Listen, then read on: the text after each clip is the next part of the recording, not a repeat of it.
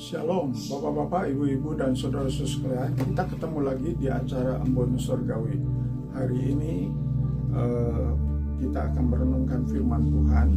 Tetapi sebelumnya mari kita minta pimpinan Roh Kudus. Kita akan berdoa. Terpujilah nama-Mu Tuhan. Terima kasih atas segala berkat-berkat, mujizat, rahmat, dan juga berkat yang Tuhan sudah berikan. Berikan hikmat juga Tuhan pada saat menyampaikan firman-Mu. Tolonglah siapkan hamba-Mu dan juga siapkan bapak-bapak, ibu-ibu, dan saudara sekalian yang diberikan kesempatan untuk mendengarkan firman ini. Terpuji nama-Mu Tuhan atas kebaikan, kuasa, dan kasih-Mu. Hanya dalam nama Yesus kami berdoa. Amin. Saya baca dari Mazmur 119 ayat yang ke-130. Bila tersingkap firman-Mu, memberi terang, memberi pengertian kepada orang-orang bodoh. Judulnya yaitu siapakah orang bodoh itu? Orang bodoh itu bukan karena ia tidak berpendidikan ataupun tidak kaya atau orang kaya atau punya jabatan tinggi, tetapi kita akan tanya pada firman Tuhan, siapakah orang yang disebut orang yang bodoh? Banyak sekali dalam firman Tuhan kita dapatkan. Kalau saya ingat, yaitu ketika ada 5 wanita yang disebut bodoh oleh karena ia tidak siap. Itu seperti hamba Tuhan yang tidak siap waktu Tuhannya datang, maka ia disebut orang yang bodoh. Demikian juga 5 wanita yang bodoh pada waktu ia pengantin datang, ia tidak diterima, tidak dikenal karena ia tidak menyiapkan diri. Demikian juga kita lihat bahwa ada orang kaya yang menimbun hartanya. Dia tidak memikirkan tentang harta yang baka, sehingga pada waktu itu disebut, hai orang bodoh, nyawamu akan dicabut dan semua harta benda tentu tidak akan dibawa. Juga orang yang bodoh itu yang cepat menjawab, tidak harusnya lambat menjawab tetapi cepat mendengar, tetapi ini cepat menjawabnya. Di dalam Amsal dikatakan ia adalah orang yang bodoh. Juga yang menghina hikmat, kemudian yang merasa ukuran menurut penilaian diri sendiri, itu juga disebut orang yang bodoh. Kemudian juga orang yang sakit hati, iri hati, maka itu disebut orang yang bodoh.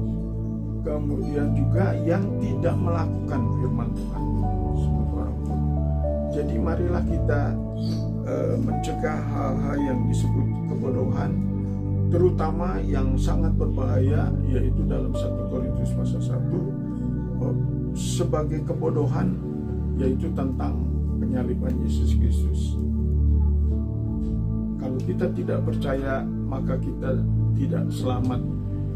Kita tidak diubahkan hidup kita. Seperti dalam firman tadi dikatakan, kalau ingin diubah, kita harus selalu meneliti firman Tuhan, memberi terang, memberi pengertian kepada orang-orang yang bodoh.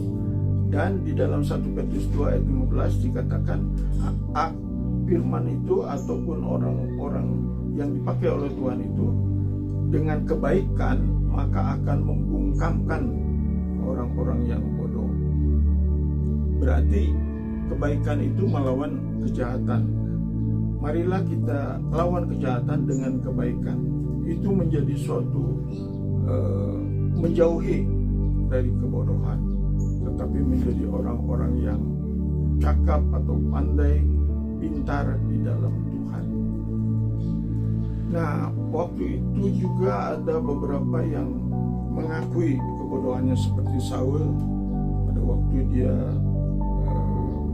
mengorbankan sesuatu yang seharusnya bukan dia.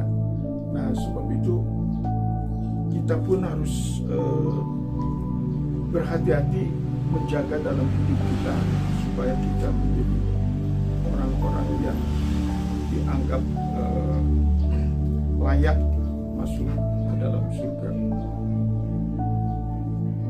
Dalam Ayub pasal 5 ayat yang kedua, Ayub pasal 5 ayat yang kedua, saya akan membacakan.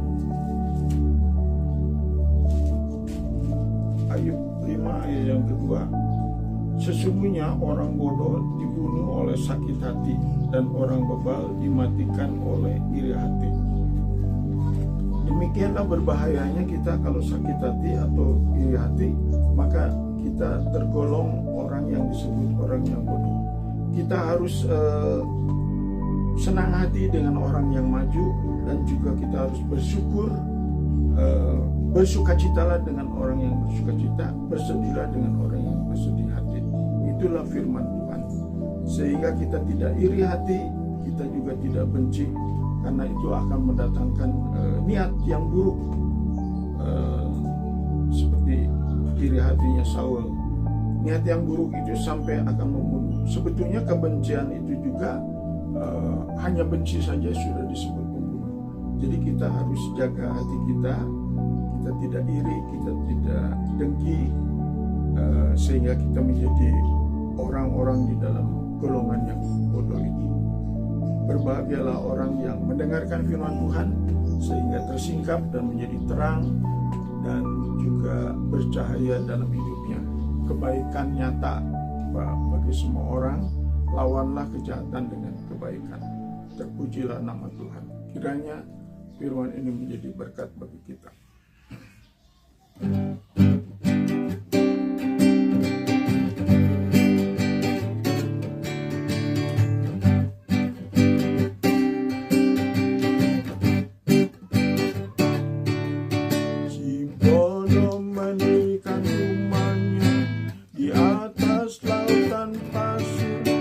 Hujan turun, banjir naik, rumah itu dihancurkan.